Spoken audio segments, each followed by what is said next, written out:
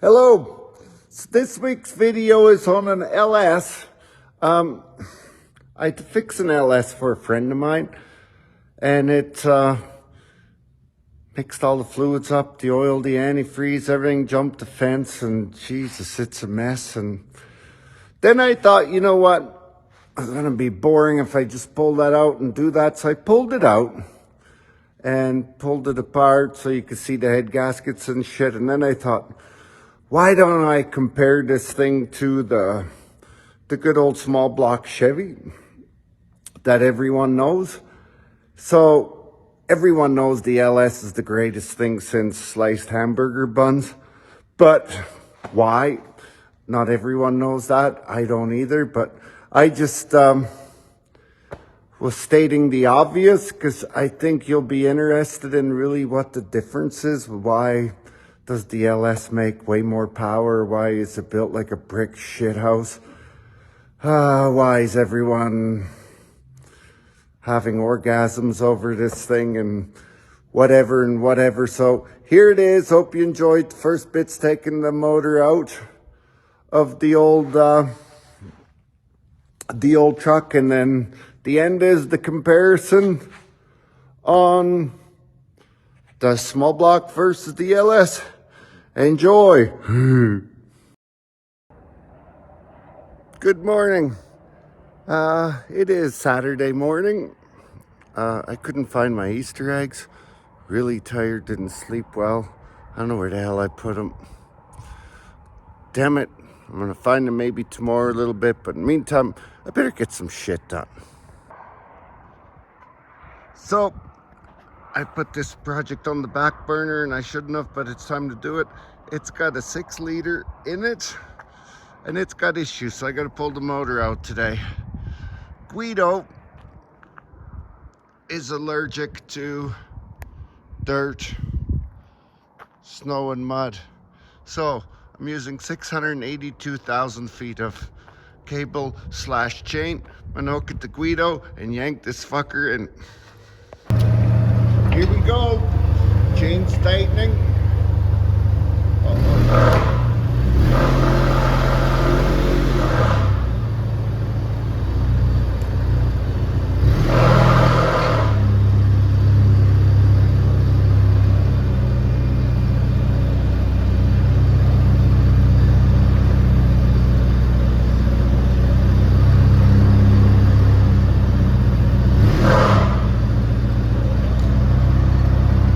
Okay, I'm gonna take 10 miles of chain off, straighten the steering wheel. Who wouldn't want to do this? Ugh, son of a...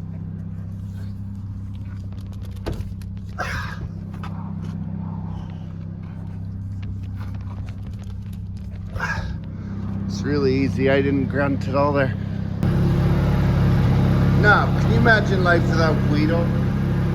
No, absolutely not. I just doubled her up there, couldn't save. Yep, huffed her on Guido, and now that should get her in. So, as Kenny Shields from Street Art used to say, one more time.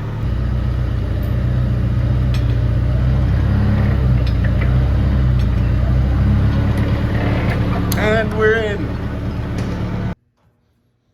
So here's the 6-liter of my buddies. What happened to it is not sure yet, but all the fluids jumped the fence, meaning the oil and antifreeze, which mix great. They get about along as well as, I don't know, the Pope and the Devil, maybe, not sure. So they mixed into this beautiful scour-looking material on the dipstick.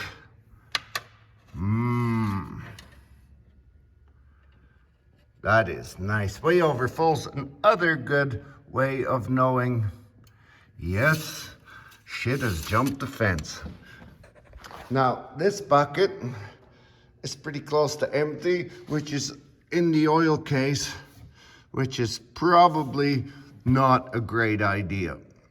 So I could bore you to death taking this thing out, I'll just put it on fast forward and blah, blah, blah. If I run into any issues that I think you should know about, I'll let you know. But in the meantime, I'm gonna get at her. I don't think I have to pull the whole front end off like old Whitey.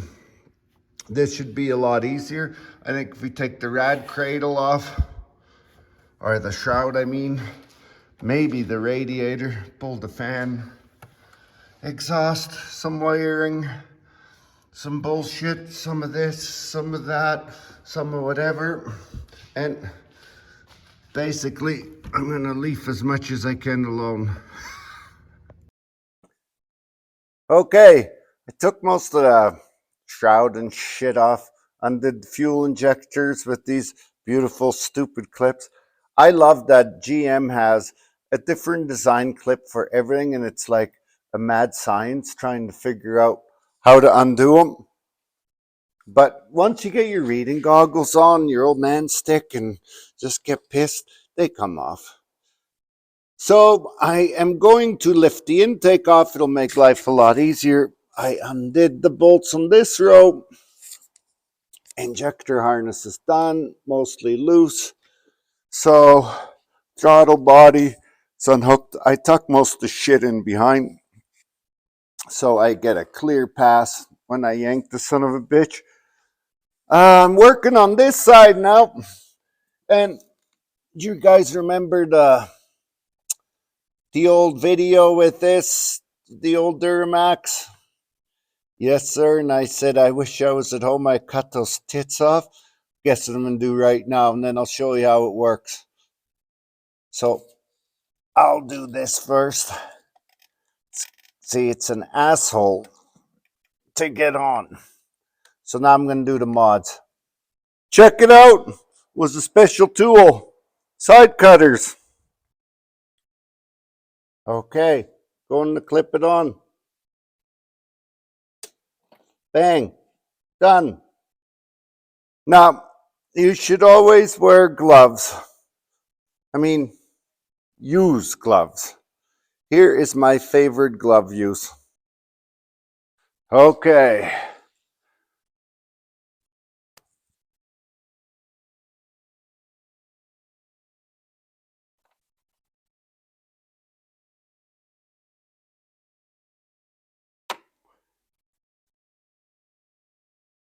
One.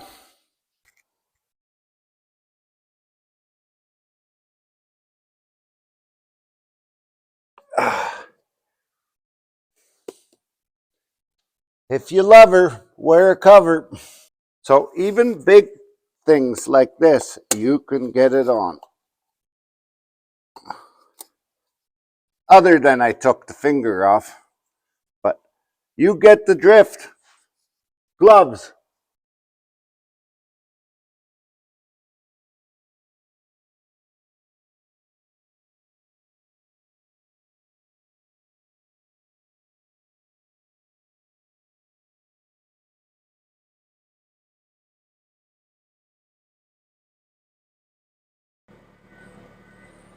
Okay, I just yarded the motor out.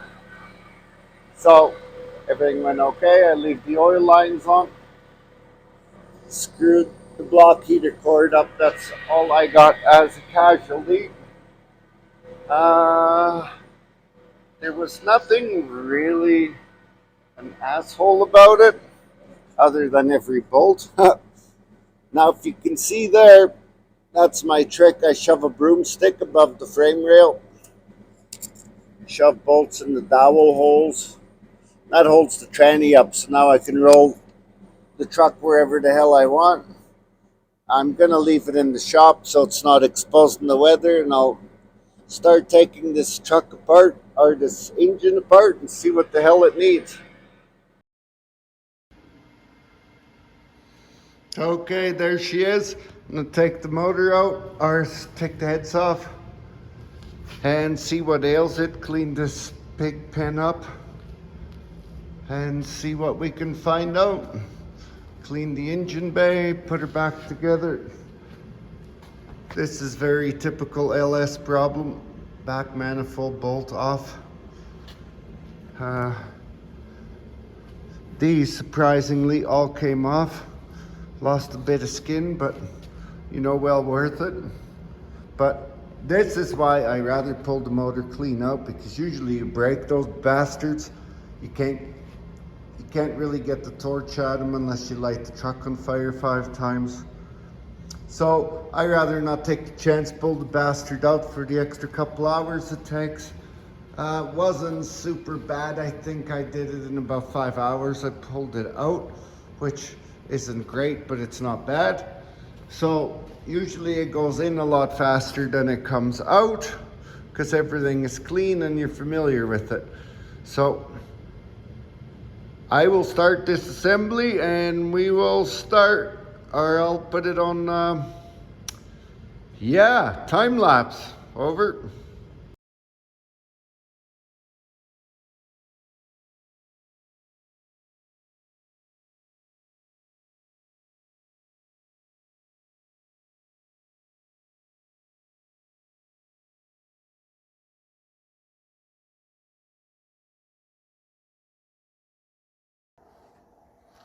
So I'm not sure which one it is. Not sure. Are you kidding me? That one. Of course it is. Dirty. See, the antifreeze gets so hot when it burns in there, it actually burns all the carbon off. So don't have much to clean. All in all, it was in pretty decent shape. There's no ridge. Here's the antifreeze burner. You can tell by the way it is. So, all good. Now, you can tell where it leaked. This was a seal. You can tell it was a seal all around. Now, what happened is a head gasket failure. Look. Ta-da! So now, nothing held it, and it could leak right through the layers and burn the shit out of the antifreeze. There we go. This side.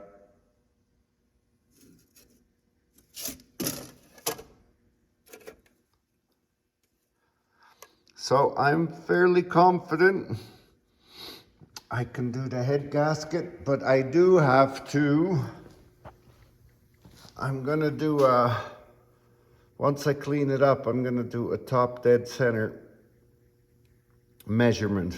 I'm gonna see how close the piston comes to the top of the bore and all three, in case this connecting rod is bent a little bit, in case it hydrolocked. I'm not sure. And I'm gonna pull the pan, clean this whole pig up, and you probably won't recognize it when it's gonna go back in tomorrow. It's Easter morning. I couldn't find my eggs. I hid them myself. I have no idea where the hell I put them. So I gave up. So I thought I'd come here and work on this, the world's craziest LS fad, whatever the hell's going on. The whole world's crazy about them. They are a very good motor. I am not going to say they're not. I will discuss through this whole thing what the differences really are, what makes them so great compared to others. And in the meantime, I'm going to clean this up as we do it so we can put this back together and put her back in that thing. Won't be today because it turns out I don't have head gaskets, but I will clean it up, and I'll take this time to go over some differences with you over the small block compared to this, and why the small block is outfavored by the LS nowadays. But having said that, you know what? This thing still has a long way to go to prove itself to the small block. The small block Chevy started life out in, I'm gonna say 56. I don't know. Somewhere along there was mid-50s, I'm gonna guess. So it was in production till 98, 99, probably still is in production, but I meant put in vehicles. So that is a 40-year period. Did I do the math right there? Yeah, I think I did. 45 years of small block Chevy. The LS has been here since 99, 98, somewhere in there. Who's counting? Someone will correct me, I'm sure. It doesn't really matter. The point is, it is about 23 years in production now, so it's got another half its lifespan to prove itself like the small block Chevy. Now, I will tell you in great detail at some point in time that the small block Chevy can be built exactly like this and put out the exact same amount of horsepower, but you know what? It's not feasible. Like, too much dinero.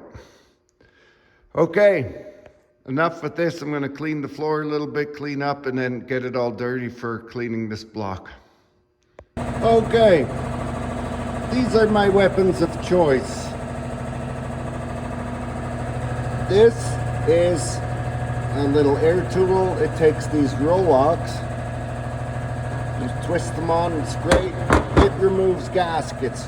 And the trick is, when you put them on, not to go like this, but keep them fairly flush so you don't gouge the metal, because it will chew metal, especially aluminum. Be very careful. These I put on my trusty Bauer drill, and that's for cleaning block surface. This is, I have no idea how to use it.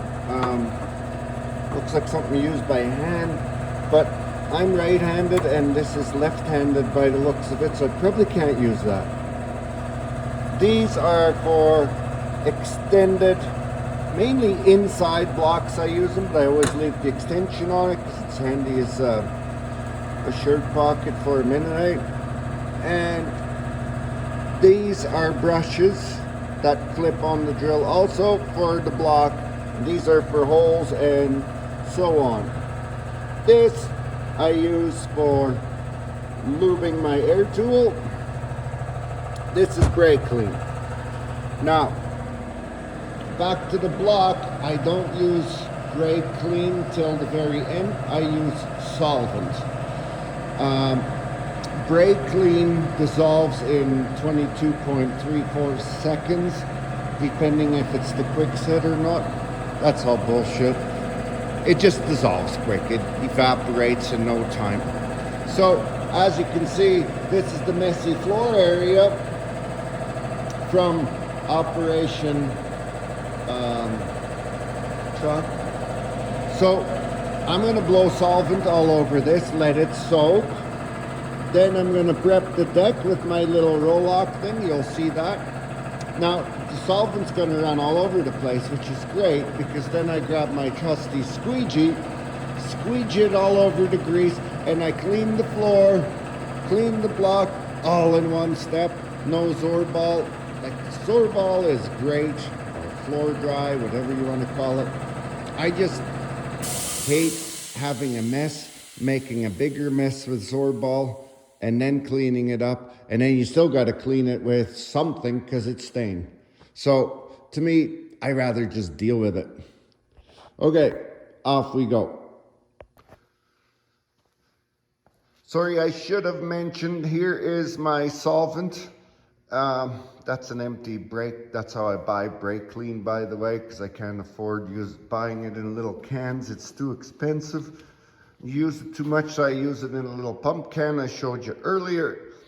But this is an empty one I filled full of solvent, which the parts washer takes the same. But then I use that little blow siphon gun, douche the block, let her soak, and I'll probably douche it 2 or 3 times while we're doing it. Then I'll prep the surface. We went through all this shit. I'll just shut up and put you on thing. Okay. Air hose, solvents. Check.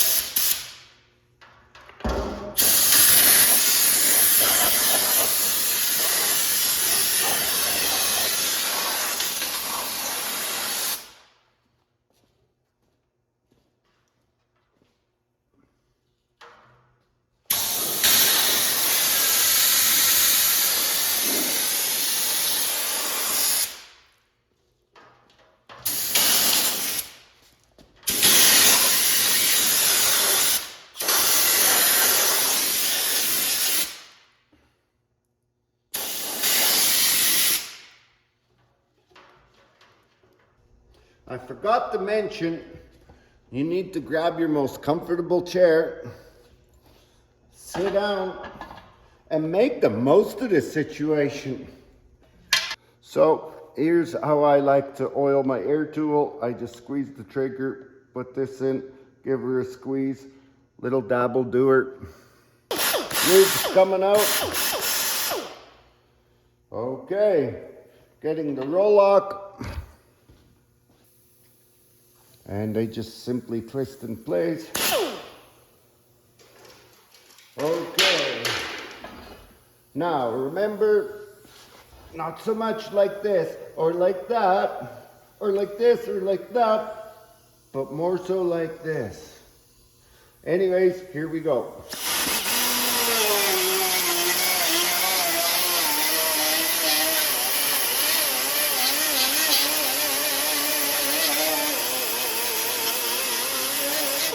Look, that's a serious number.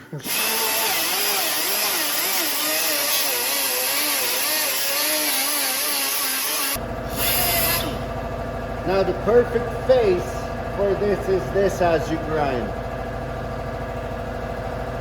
It helps a lot. Okay, so areas you want to be careful is don't spend a lot of time is in between. So you kind of want to be careful with that. I'm just going to put you on time lapse because you don't need to see this shit. But I'll put you through time lapse and then you'll kind of see the whole procedure. And yes, I'm blowing dirt and shit and everything else, but you know what? I'm pulling the pan and flushing the entire mod. I'm probably going to pull these lifter cups out and show you some other cool shit about the Cell S. Yeah.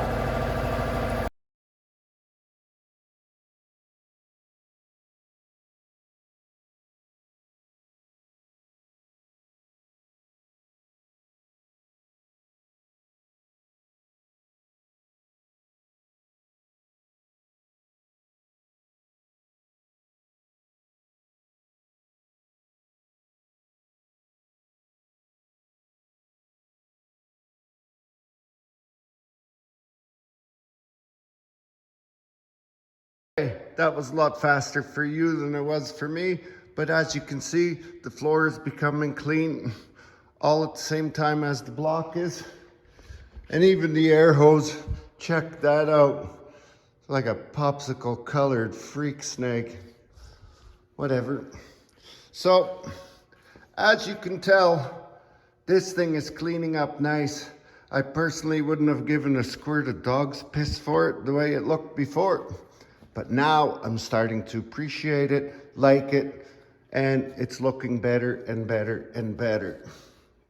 So I'm gonna start draining the fluids. I'm not gonna crank it over because of debris and shit. I don't wanna scratch the wall, so I'm just gonna leave it exactly where it's set.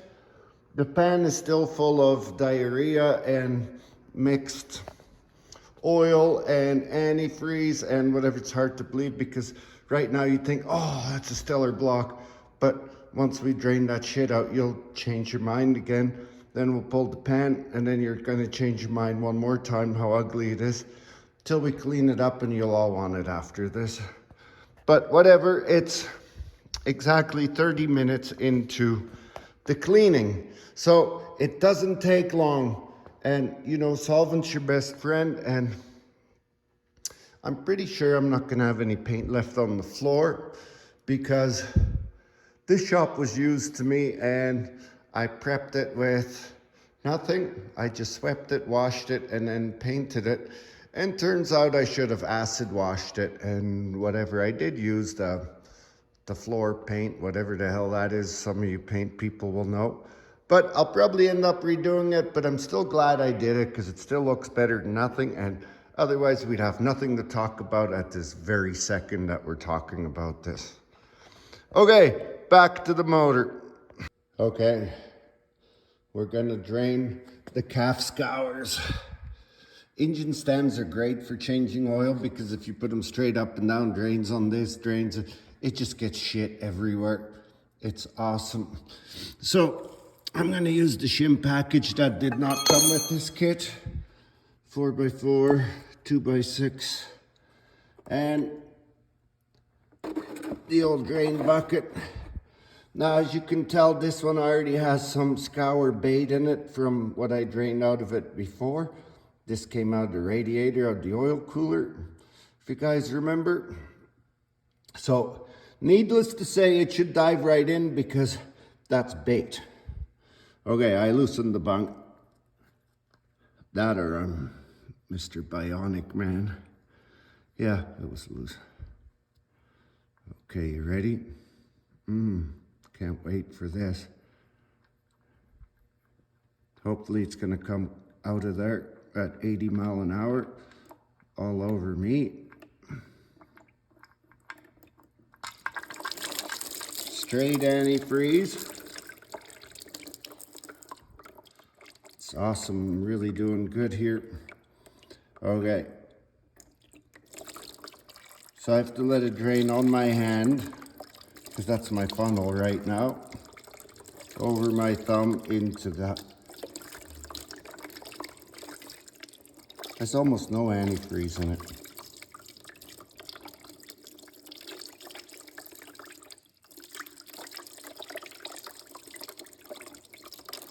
Yummy.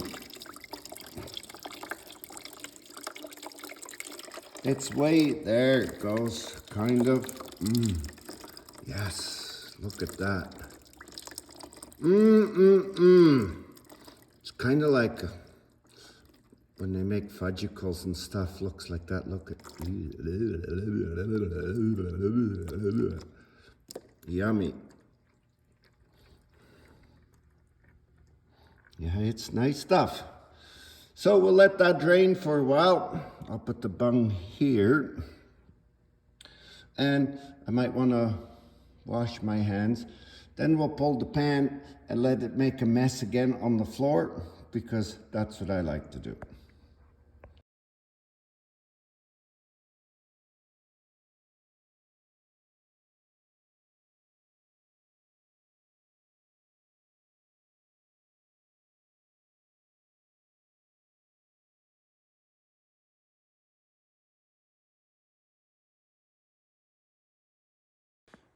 Yes, that really did happen.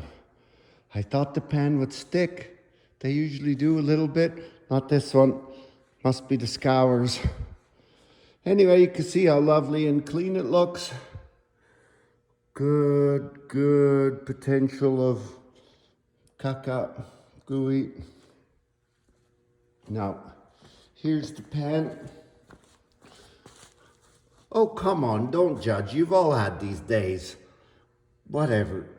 Okay, so as you can tell, there's shit in there. It's got some other stuff we will find out. Maybe it's a casting. I find that weird, but anyway, we'll check that out later. I'm gonna pull the windage tray off, have a good look at some stuff, pull the oil suction line off, maybe pull a bearing to see if it was eating antifreeze for a while, but we don't know. Then we'll flush the shit out of it, and one more time, I'll put you back on your stand.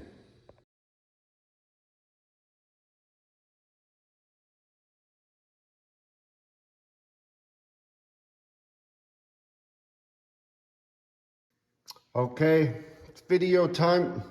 Windage trays off, took the suction tube off, probably seen that. I always put the nuts and shit back on, the less you have to dig out of a pail later and try and find where you put shit. Okay, here is why the LS is built like a brick shit house. It's not a 4-bolt main. Everybody wants a 4-bolt main, Chevy small block, man. Yeah, no, that's a 2-bolt main. I don't want a 4-bolt main. This is a 6-bolt main. See? Side, side, 1, 2, 3, and 4. And then 5 and 6. Or unless you want to count from this 1, 2, 3, 6. Or 1, 2, 3, 4, 5, 6. Shut up. Okay. This is what you hear, the reluctor wheel. There's a 24 or 48 or I'm not sure. I think that's what it is. I forget. Doesn't really matter.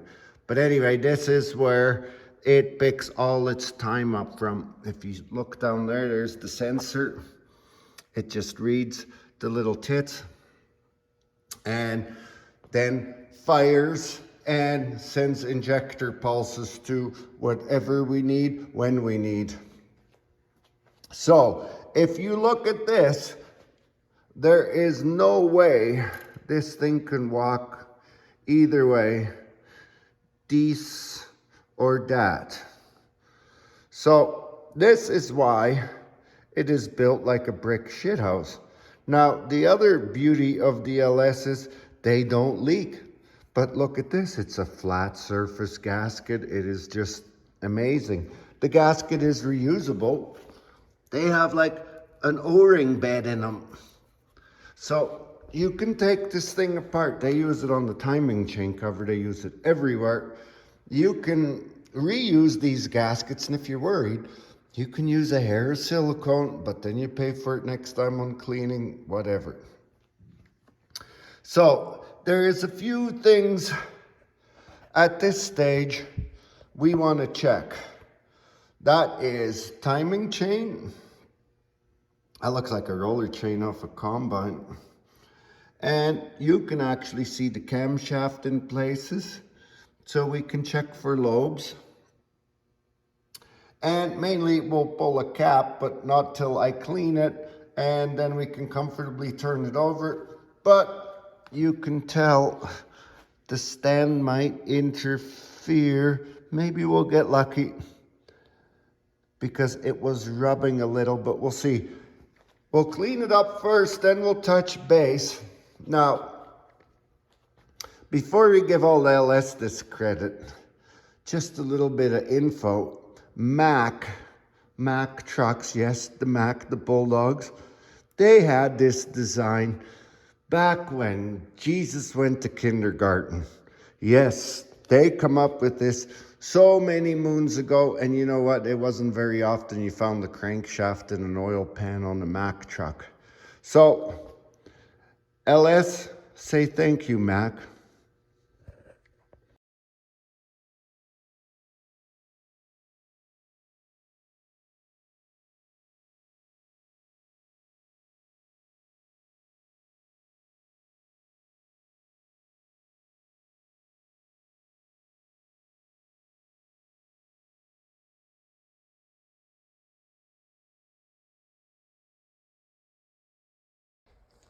Okay, you can see it's coming around my way of thinking. It's cleaning up.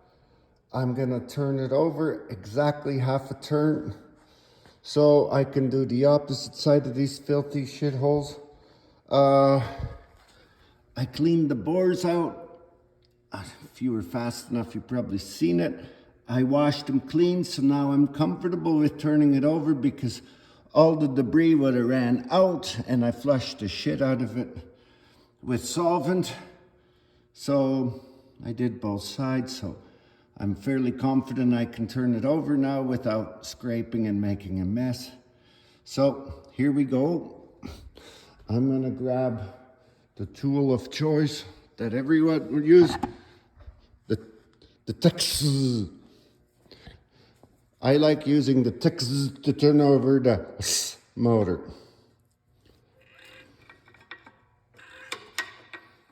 Oh yeah.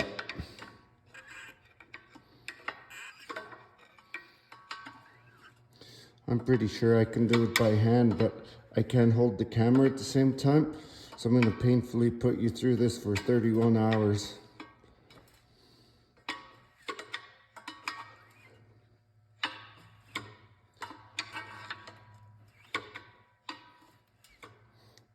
Okay, it's showing some disgusting crank and grossness here. So I'm going to clean this and then we'll get back. I keep forgetting to video this shit, but I took the lifters out because that's where there's gigantic oil trap and debris. So anyways, the LS, as you can see, you cannot get through the valley at the lifters. The head has to be off. But that's good news and bad news, but they thought of us because if you were to do a cam change, you do not have to pull the heads. You can simply pull the push rods, and as you pull this front cover off, you can actually lift up the lifters and hang them up. Yes, hang them up, so now you can pull the cam, leaving the lifters in, shoving the cam back in without having to pull the heads. Otherwise, it would be a gigantic setback if you want to do a cam change. Lift the heads, yada yada, blah blah, ooh, ah, eh. Yeah. So anyway, you don't have to do that. So they thought of that, so they're good for that. The other thing that I like about it is the valley is now a simple place to drain oil back, get to the chain, but there is not near as much windage in this area as there would be in a small block Chevy with the valley exposed and slotted oil drain holes. So the turbulence below here is a lot greater on the Chevy versus the LS.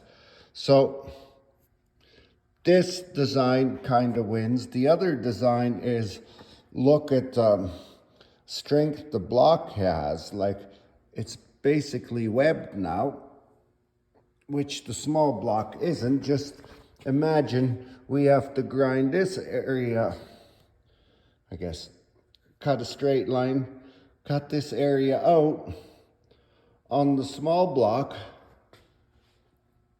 and then it becomes weak because the cam hole is here and there is basically no strength this way.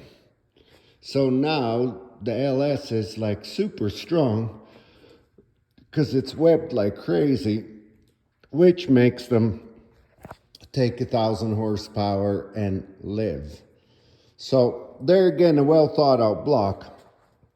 Now, maybe some of you guys knew this, some of you didn't, but that's the main difference is how stout this block is built, and it is just reinforced in every which way you can think of that the small block isn't.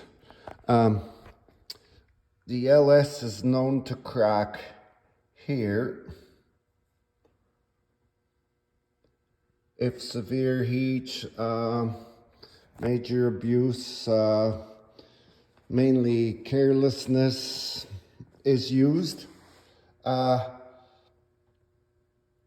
Another issue, or not an issue, thing I would like to discuss is they have done away with the open holes.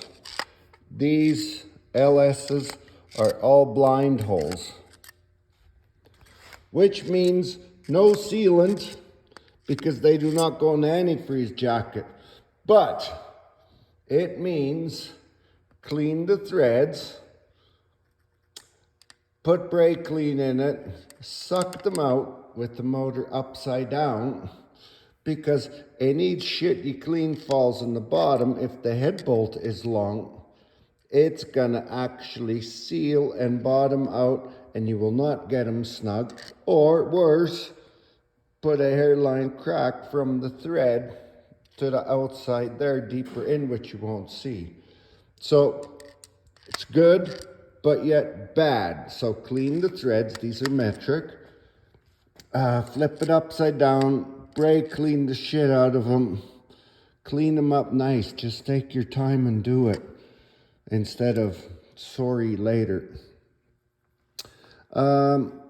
Another great thing is they copied from the diesel. There is no thread for 1 inch. Then the threads are in the bottom. So why is that great? The big block Chevy and the small block Chevy start their thread right at the top, and maybe it is 3/4 deep in some places, not much more. This allows for a long stud, but most on these guys, which is better, it pulls from way down under, doesn't hurt the block up higher. As you can tell, the bolt hole does not interfere with the bore, which on the others they do, like it's solid in between. But the main thing with the threads is it's pulling on threads down below, which doesn't disturb the block here.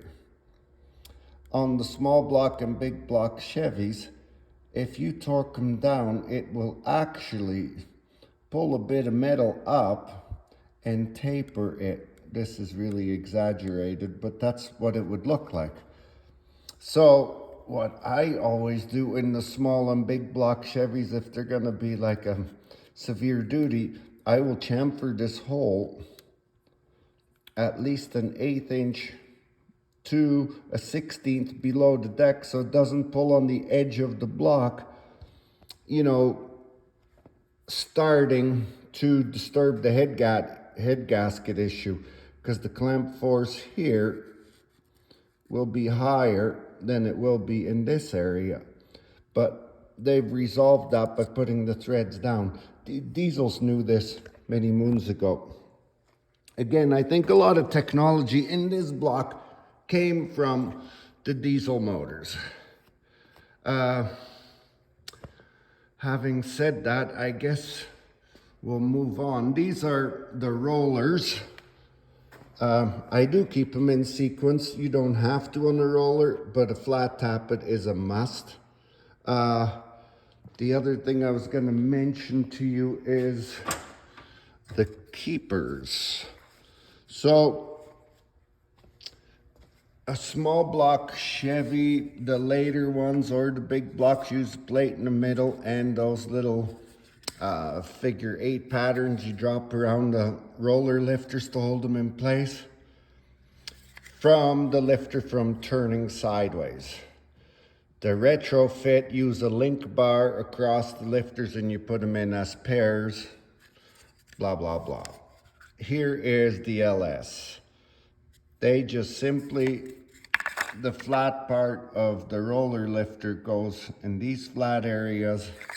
So you line them all up, push this down, that locks them with that bolt. Now, this, I don't know the reason, but I am assuming the reason is they don't go like this in the block, they go like that.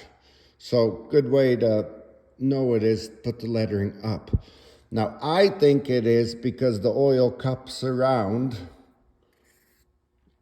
inside and feeds it back to the top of the rocker.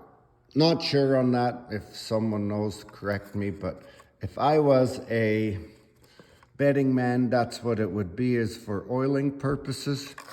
The other thing is brake clean and solvent hates this material. Stay away from it. It's like a rubber or a like that's what brake clean and solvent acts like. It's almost like it dissolves it. It turns sticky. It's gross. That's why I take them out, immediately dry them, and then I use actually glass cleaner to clean them up. When you're not sure, use glass cleaner. So note to self, solvent brake clean hates rubber. It expands it, but in this case, it almost like dissolves a coat on it. I'm not sure. I didn't build it, so otherwise I'd tell you. I'm going to clean this head up. Next, I'm going to grab a small block Chevy head, set it beside it. I'm going to grab a small block, put it beside this one, and we'll discuss some differences. And in the left corner, we have the LS 6-liter head. And Vernie waiting to teach you stuff. And in the right-hand corner, we have the small block Chevy head, which had a major disagreement. Head gasket blew between two things. I cleaned it up anyway, just for this. You're welcome. And the square to square them off. Okay. First and foremost difference is obvious. Exhaust intake, exhaust intake, exhaust intake, so on and so forth. Small block Chevy, exhaust intake, intake, exhaust, exhaust, intake, intake, exhaust. Which, these are the two intake runners. These are the two intake runners. LS intake runners, here, here, here, and here. Exhaust, here, here, here. Exhaust on the Chevy is separate. They run out, the normal way. They're not spaced like this. Second obvious difference. The small block Chevy uses what I call 5 bolts per piston. 1, 2, 3, 4, 5. The LS uses 1, 2, 3, 4. Get it? And these two are shared with the neighbor. Versus the small block shares 1 with our neighbor. So, this guy should have a better clamping force, but does it? No. So, this guy has a total of 1, 2, 3, 4, 5, 10 bolts. 10 lousy head bolts. I don't count these because they're cosmetic gasket crimpers. They're wee little whatever.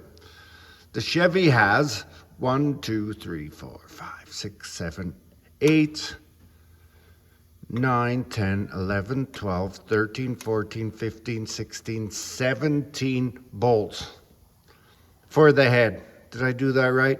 I don't know. Someone will let me know if I didn't. 17 versus 10.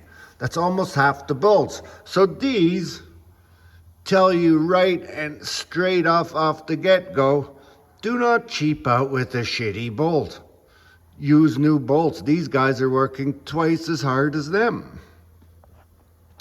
So, the next thing it does is it leaves way more material in the head versus this guy is hollowed out a lot more places, and any place can start cracks. Where there's a hole, it's a weak spot. There's castings formed around holes everywhere. So the less holes, the better it is. Now, let's turn, well, I don't know if we should get into this yet. We'll do the visual first. Exhaust. Tell me if this is exhausting. Okay, exhaust ports look bigger on the small block Chevy, but are they?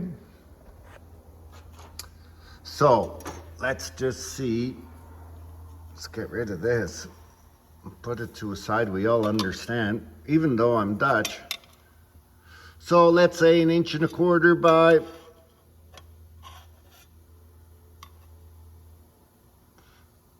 1 3/8.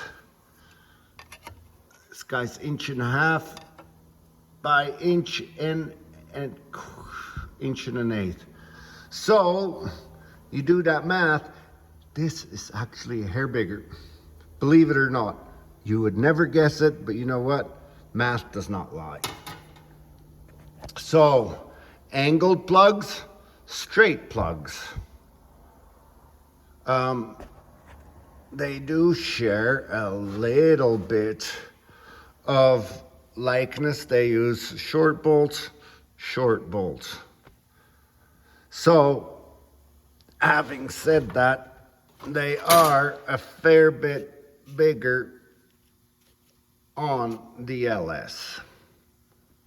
So, to me, for the head, that means this wins because it's got more strength versus trying to twist this knob. But then again, it's got 73,000 bolts versus 10. Okay, let's go inside. We are now indoors. So, as you can tell, pretty damn clean. My favorite part with the LS is, let me get my pointer ready. There is no bolt holes in these areas. So that means oil drains straight back down. It's fine, it's awesome. It goes around, escapes into the lifter area where the plastic little cups are.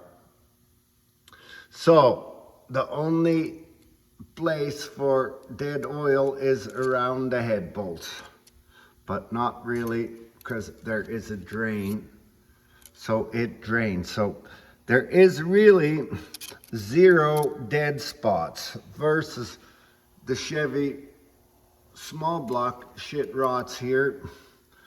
Some stuff lies there. There's always a heavy famunga of debris in here. Here we have this again. So the motor is laying on an angle in the small block or in any car body.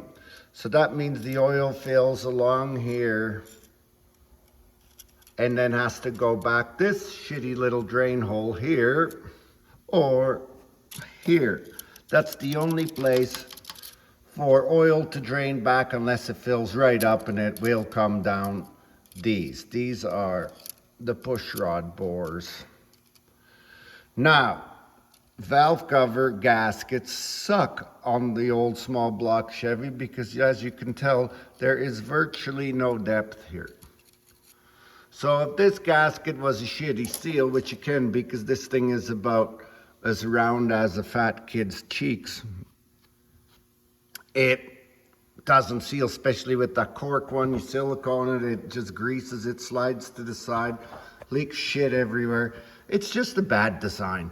The newer Vortec ones, they got rid of these bolts, put bolts down the center line, lot better, and they machined the surface flat, way better, and I think the edge was a hair taller, not sure, but I think it is. So that is some oil flowing improvements on these. Now, the LS comes standard with beehive springs, which means fat at the bottom, they slowly taper to a top, which means they can actually expand and contract more, like you can get more travel in them because they almost fit inside one another. And Chevy likes to, the small block Chevy likes to pile 54 springs up to get this done, shim it, and do it. Yet, the retainer, the little locks, the valve locks are the same, blah, blah, blah. These guys put their valve stems in a little deeper versus more exposed on the small block. Now, the next thing is Chevy uses studs. These are press-in studs. That's the old school Chevy for their rocker arms. Now, these are rocker slides on there, and these, if you got a high lift cam, pretty mean, especially if it's a solid roller where you run a little gap. It's like a wee little impact every time it gets it. These can pull out. So you can go spend $7.8 million, machine them, thread them, put in threaded studs there, that problem's fixed. The problem remains, it's still a small block Chevy shithead, so I wouldn't spend nothing on this. Yeah. So the LS uses a saddle for the rocker arms. Goes on like so. So much like Mopar, it's already wedged for like a shaft, but Chevy uses a fulcrum needle bearing. So now it sits, get rid of this bolt. So it sits flush in here. Now what this does, now it has no movement for side to side. It is a full roller. So it's got the best of both worlds. So I don't know if I was focused right. So can't go side to side. And it is a nice gentle roller with oodles of travel. So, meaning we don't need guide plates because the Chevy rocker can go like this. So you need a guide plate on here, or they used to be like this, which is stock. The push rod goes through there, and that was the guide hole. So then that kept the rocker basically from doing this. Sorry, it's backwards. This. But now this one, because of the bottom, it's locked in solid. So this can be done on small block Chevys and is done on small block Chevys with aftermarket heads and about $14.4 million.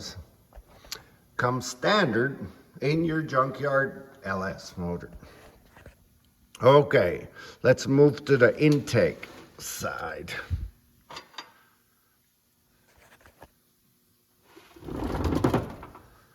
So, really long, these are cathedral ports because they're shaped like a cathedral, I guess. If you look close, you can see the Pope. Here's the Chevy. Intake ports, and an exhaust crossover which blew through the intake. Took exhaust from these two fellas and shared it back across, back and forth to the other head. And it was mainly to warm up the intake, help in winter, and have them running half decent instead of, babysitting the throttle pedal for 4 days till it idled on its own. But to me, it was the worst thing ever. It created a bunch of heat and shit in the intake and the fuel area, which is not very power friendly. But I guess it served its purpose. So these are all equal, exact same ports. Now, if you notice in here, there's a distinct clean line, but that is because the injector sits on this angle in the intake. I should use that instead of my fat finger. So it sprays like this. So that is basically a washed clean pattern from the injector.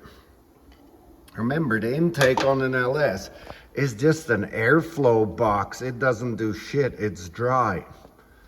So that is a big difference versus these guys are clean fairly all the same way through because it was fuel and air was already mixed here coming in.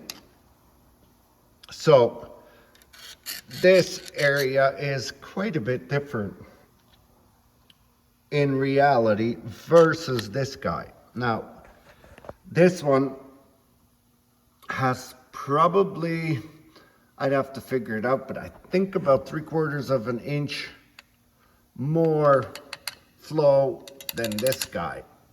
Like square inch, I'm talking. So intake ones are these bolts, which are small little, and they use an O-ring type gasket to seal it. Very nice, very simple. You can take it on and off till you're blue in the face and reuse the gasket. Doesn't matter. Look at this. Who the hell cleaned this? What a slob. And here's the Chevy. Again, a hole to oil. one blind hole, one blind hole. The rest open to crankcase pressure and oil. So what happens here is oil can go past the bolt again, leak on the outside, and make a mess you don't want. The other thing I do not like is there is not much of a dowel or anything to line these intake gaskets up. There isn't a lot of meat here. So the Chevys, the gaskets have, I've seen some where there's only half a seal on here and they blow out, and it will actually suck air out of the lifter valley area, suck in crankcase oil and residue and run on that, and it makes for a mess. And you will actually, I've seen vacuum on the engine. Makes for a really clean, non-leaking motor because it's like everything's under vacuum. But that is the shitty part. Like, look at the mating area. Unbelievable. Now, remember, put boost to this bastard. This is a crazy little sealing area, right? And you can tell it's not even remotely where I would like it. I would be porting this if this was my head to keep, squaring it off and making it decent. But the reason they left a bit of meat here is because of our super duper stinking valve cover bolt. Now the other thing is deck height. Look at this here versus the bottom to there. There's like at least half an inch difference. Now I might have to get a flashlight because you can't really tell. I'll be back. Here we have the Chevy head again. Now that is how close it lays deck height on the intake side. Here's the LS. Now, let's pretend we're air and we want to get the hell in. Look at that opening. I want in and I want out. That's all I can say. And here's the small block Chevy one. You want me to do what? Oh, there it is. So you mean I gotta climb uphill, go to the left, oh yeah, there's the valve, and then go in? Yeah, that's what I want you to do. Hi, I'm metal and I'm in the road, but I'm fairly important because I'm a fairly stout valve cover bolt. What? Anyway, that is the big thing. Now we move to the side and put this flashlight out. Let's set them like this. Okay, here's the biggest deal. What makes the LS head an LS head and makes everything possible, including this height versus that height. This is a 23-degree angle. Valve angle, they mean. I lost my pointer, my screwdriver. OMG. Oh, for the love of gravy. Okay, I'll use the square. So what that means is this is the mounting to the head. So straight up would be 90. So we're going 23 degrees. The LS is at 15 degrees. So what is the big deal? Well, the big deal is a lot. Now our combustion chamber, instead of the valve face sitting at this angle, it sits at this angle. So we can make a lot wider valve to fit in a lot smaller hole depth-wise, get away with the smaller combustion chamber. As the valve opens, these are centered more. I'll show you right away in the whole circle of the combustion chamber, they're centered more. So as it opens, it is not close to the cylinder walls in the block versus this guy. The center of the head is here. The center of the valve at the bottom is here. Add that, it shrouds when it opens. It's almost very close to the piston wall, meaning air cannot get around that very nice, in or out. I don't care who you are. So this head will breathe a lot better, even if it was the same size of valve as this one. It is just because of the flow, the way it is, the way it sits in the chamber. Now, Chevy makes Brodix, RHS, I think. I don't know. A few make 18-degree heads, which is almost as good as this. That buys the little small block Chevy almost 100 horsepower in the right combination. But it is not that easy. Now, the pistons have to get a different cut for valve reliefs, especially if it's a dome, has to be a different angle. So not only do you need the aftermarket heads, you need the aftermarket piston to follow this. The next thing is the springs are up here on an angle more, so it changes the whole geometry of the head. It changes the intake face on a different angle. So now you need a different intake and different rocker arms. But here lies another problem with the Chevy is they will interfere with the intake ports unless you limit them to small. So we need a rocker with an offset hole, because the 10-degree one is, or the 18-degree one's a little further out.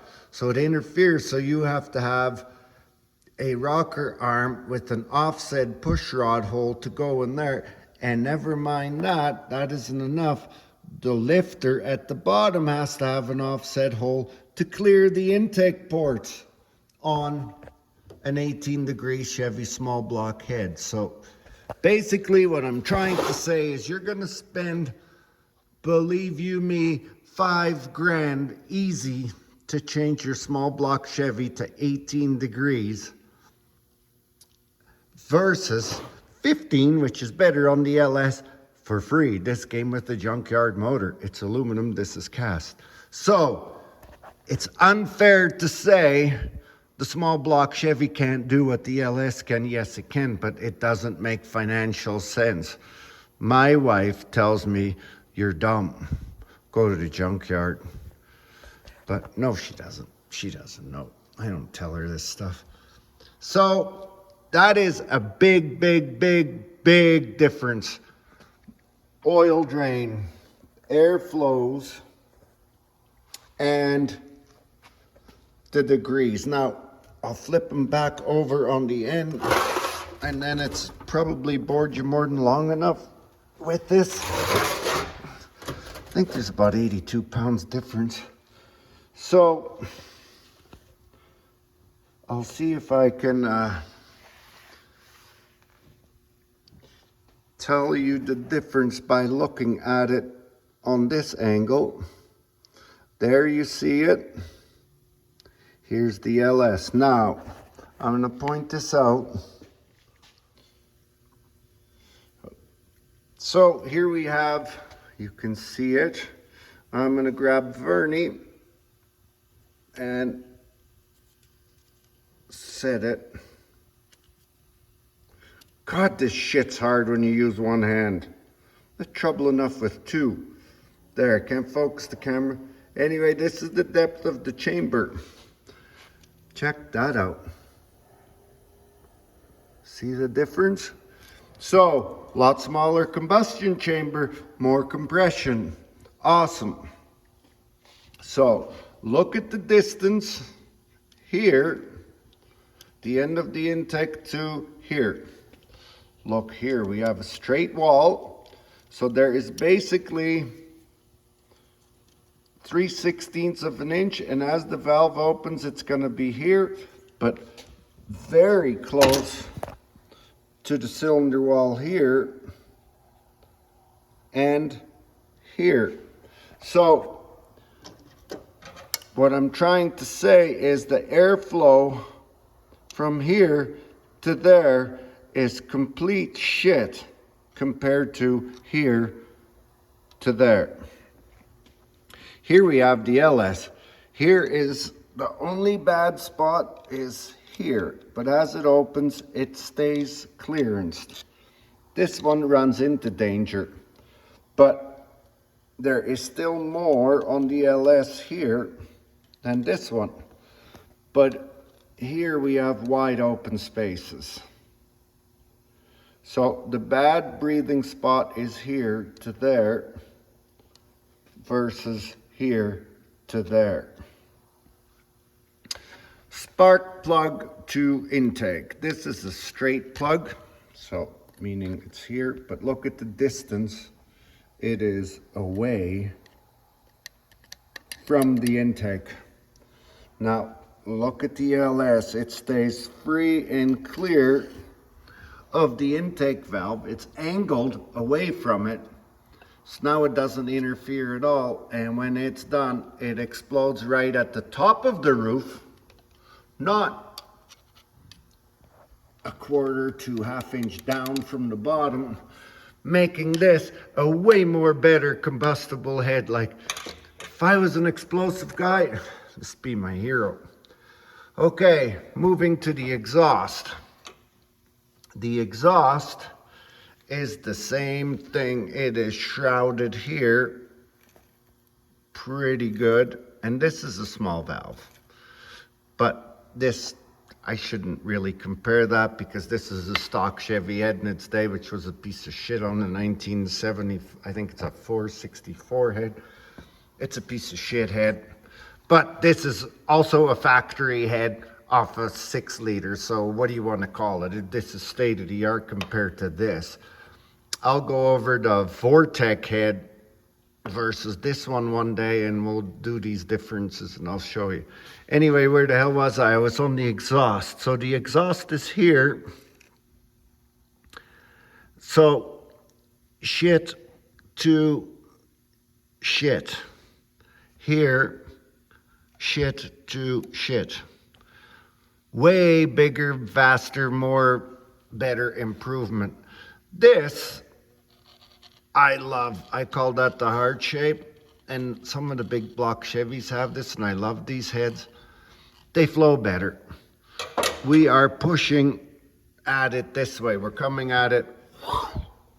So this is like a funnel. It has to go out the exhaust. And this one has to come in and go all over the piston. This one, what the hell is with this wall? Right? Like, that's what I don't get. And it's not round. This is a wall. You can see it. It's just not. There's a lot. The harder, the more you look, the more shit you find.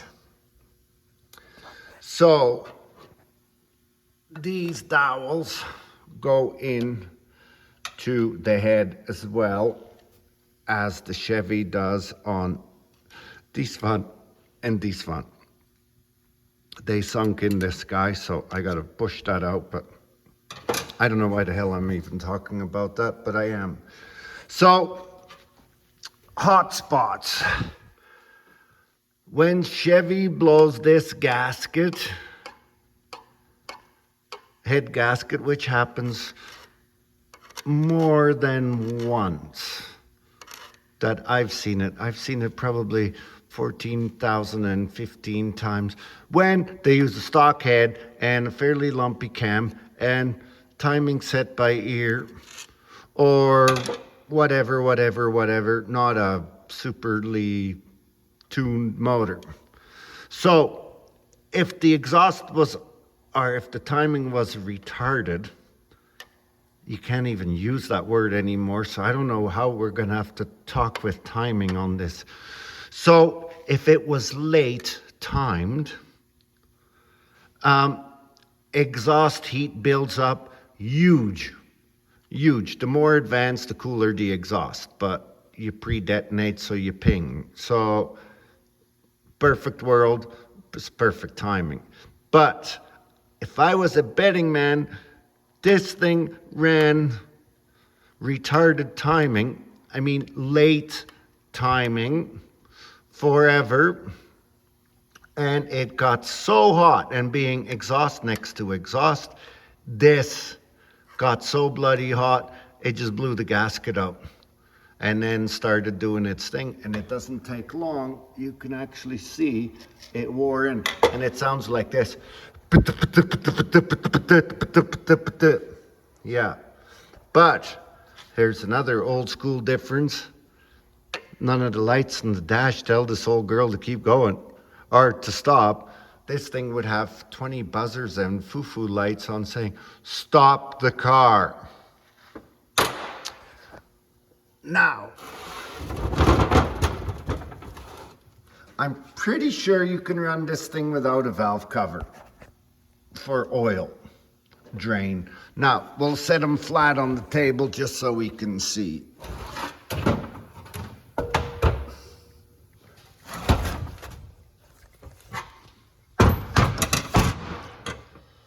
Okay, now let's pretend we are the motor angle.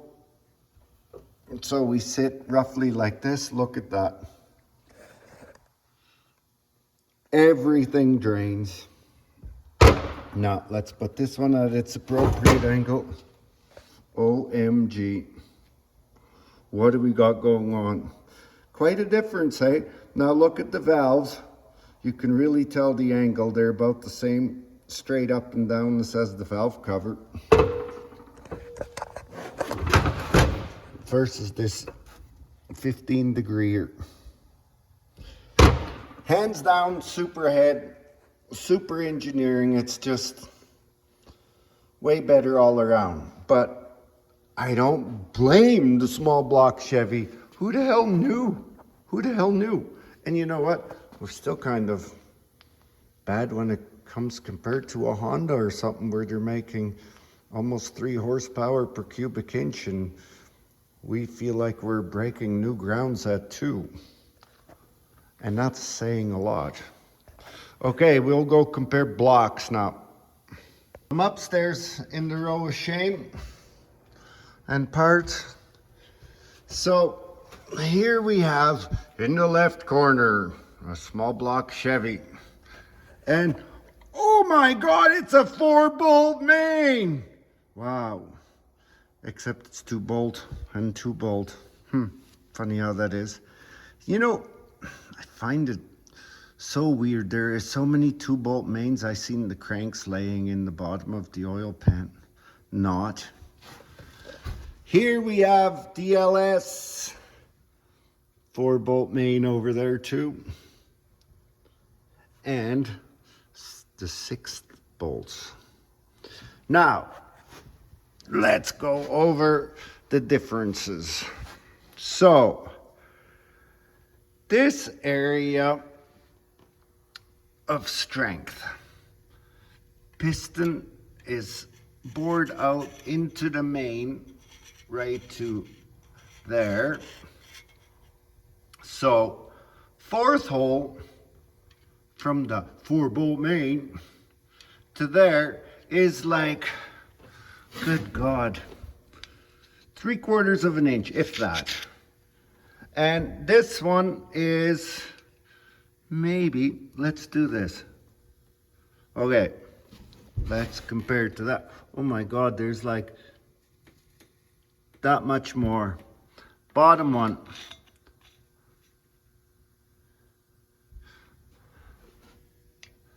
There is double or more.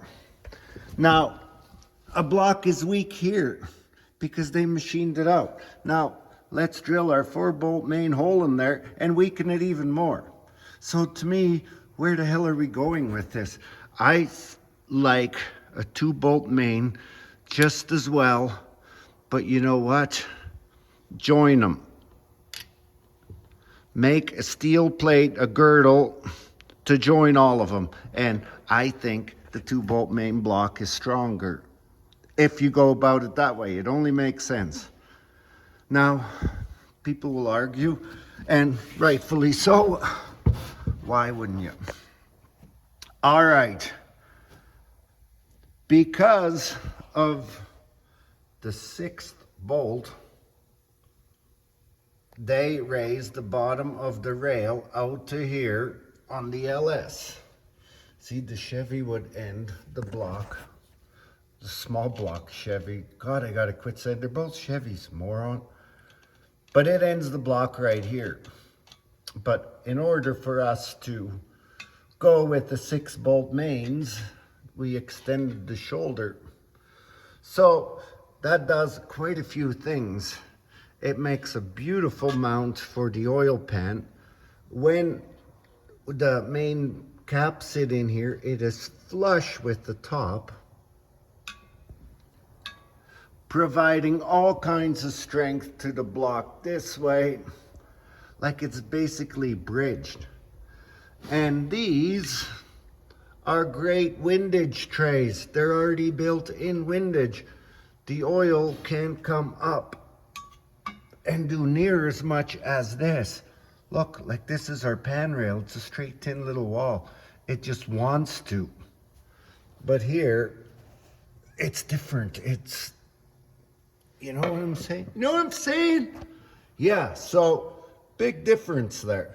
So now you can see why these will take power, you know, horsepower from hell. This is an aluminum block, by the way, which is a 99, I believe it was.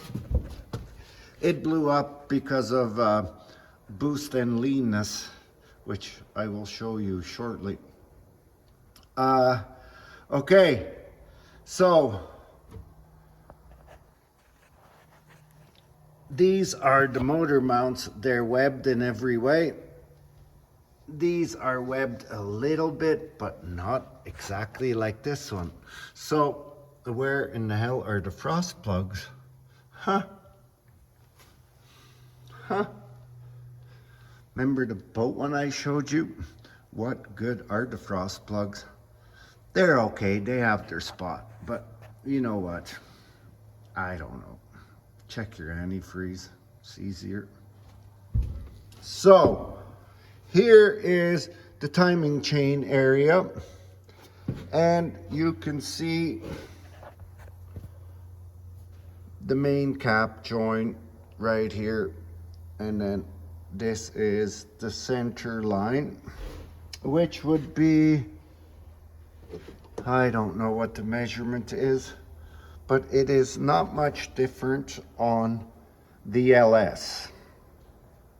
I'm not sure on exact dimensions. I should have brought a tape measure. We can do a quick estimate. Why wouldn't you? We're here.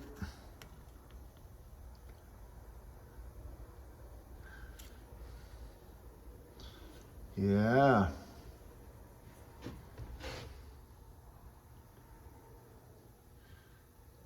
So it is a fair whack of difference. So I'm going center line from the main bearing to roughly the center on the cam. Now, would you say we're roughly centered? God, this is tough. Yes, so that's pretty close to center.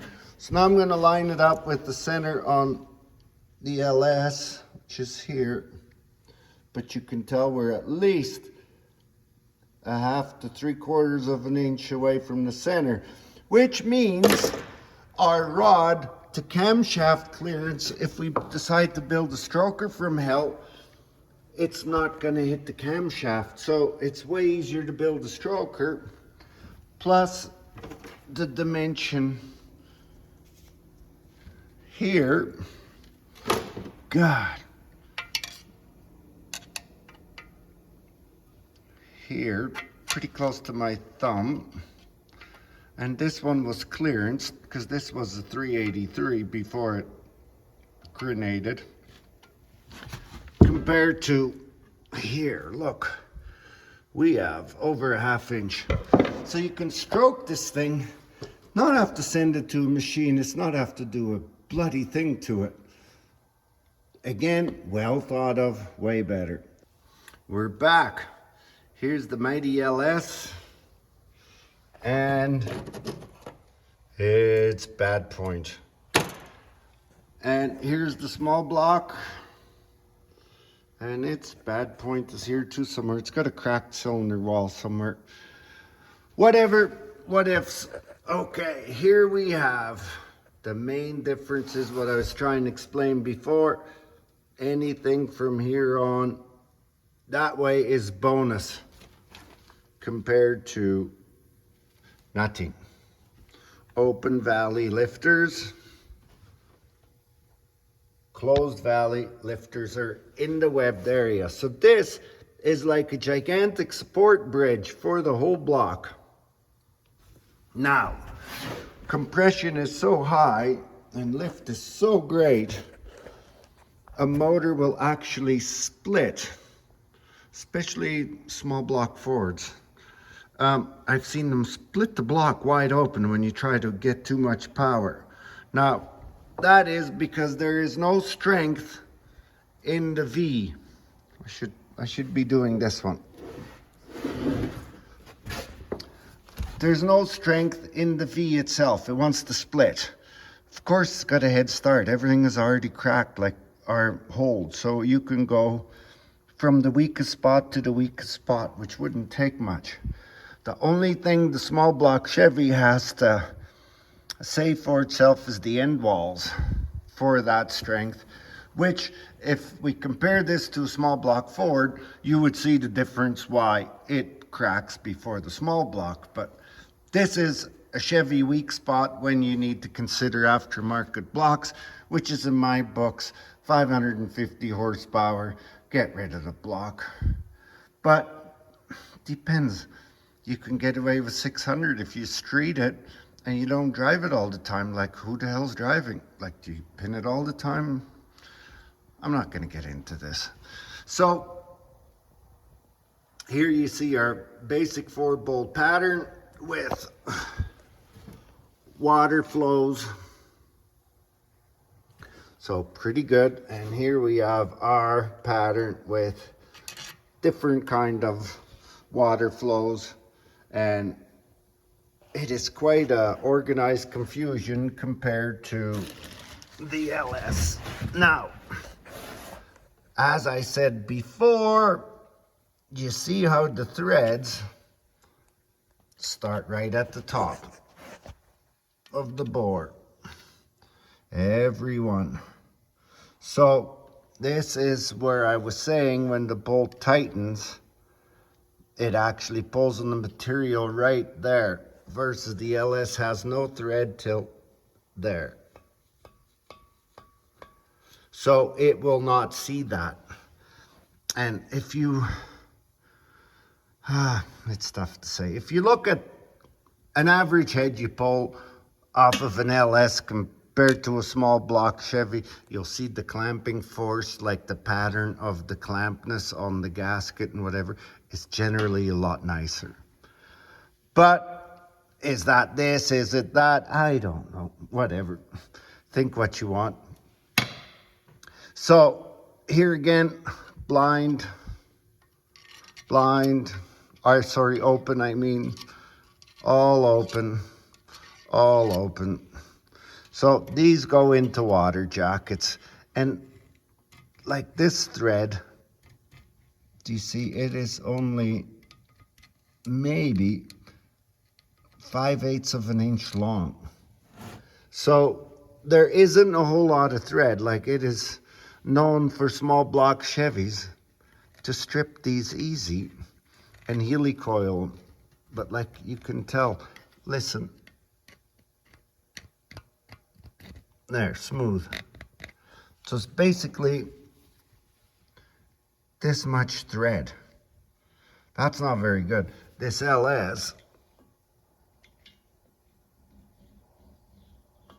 an inch and a half, I'm guessing. Okay, rough.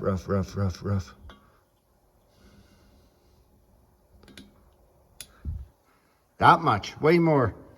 Like, there is thread we haven't even used yet. There's like, I did that wrong, by the way.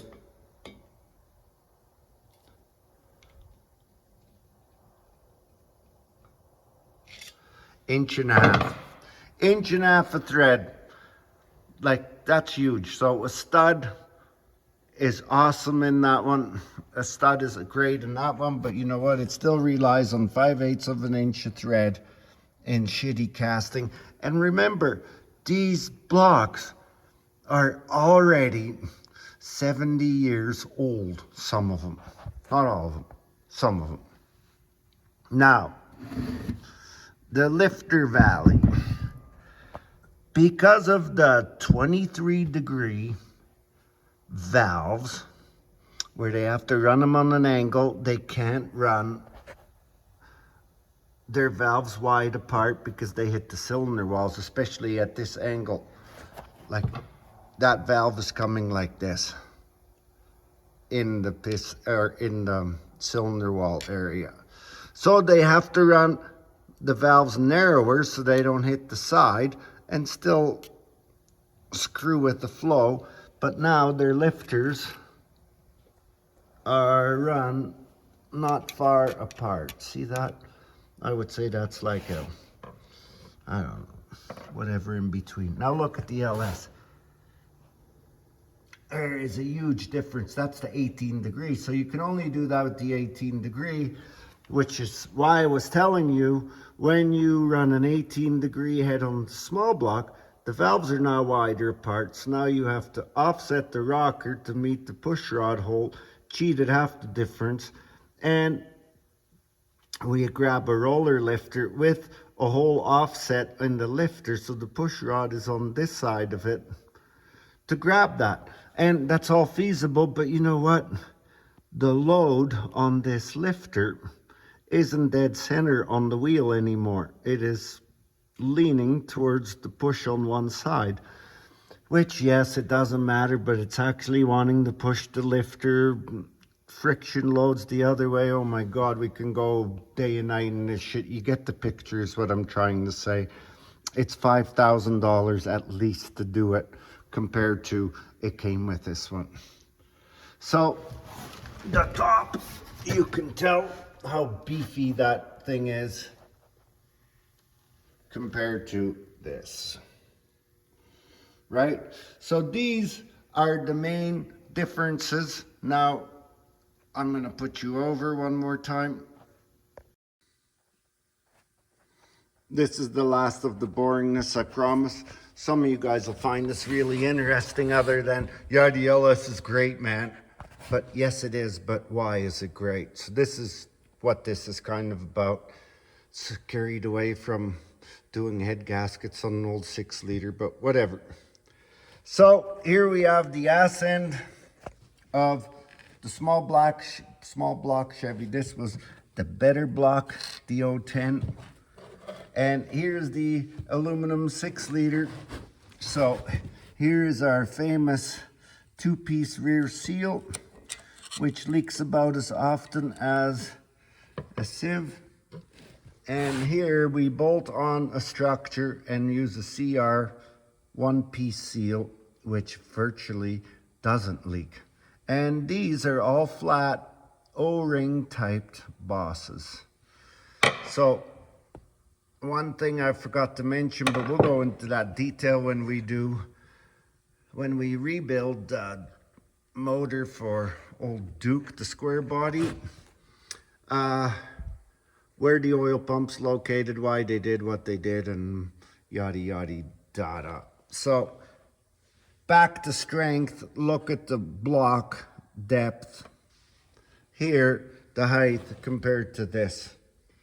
Like, oh shit, yeah, we gotta put an intake on. Let's build another little roof. Like, it's just like, it's almost like an afterthought, you know, compared to this fellow. Now, an LS has cam bearing issues at times, but you know, that isn't a bad issue. So, yet the cam base is quite a bit bigger than the small block. I can't do two things at once. You probably have realized that by now. So that's roughly tight. This is the frost plug, you can't tell. So the cam is quite a bit smaller diameter. So There is 10,000 arguments there too. So, because it's bigger in diameter, it spins faster. The speed on the outside is faster at the same RPM than the speed of this one on the outside at the same RPM. Now, I know that this may be more than you want to hear, but so they say speed is a killer. For these, is it? I don't know. So my theory is there is way more surface area for the cam, so therefore pressure on the bearing is less on the LS than on the small block. So this is the same dilemma as a semi-driver. If you're a semi-driver, you will notice, is the 11.22.5 better than the 11.22 or 24.5 tire? Big argument. It's a taller tire versus a smaller tire. But, you know, the small block Chevy did that with the journals. In the 327, they made a small journal and a big journal. So I'm not sure where we're going. The big journal, to me, is crazy in the bottom because we're already lacking meat in the bottom of the block. So I don't know. How do you want to go with it? To me, there's lots of room for this guy, so leave it big. I don't know. I think it's lack of oiling and people not putting a good oiling system in the LS and asking it to go to 7,000, 8,000. I don't know what people are doing. People are doing crazy stuff. So that's what we're going with. I've personally never had the oiling issue in mine yet, but I haven't taken it apart. You'll see that in episodes to come. And it's been in that car since Jesus got his first tricycle. And that was a while ago. So anyway, that's it for today. I'm going to shut her down. It's Easter Sunday. I'm going to go and make a fire, drink about 4 beers, and call her today. Thank you.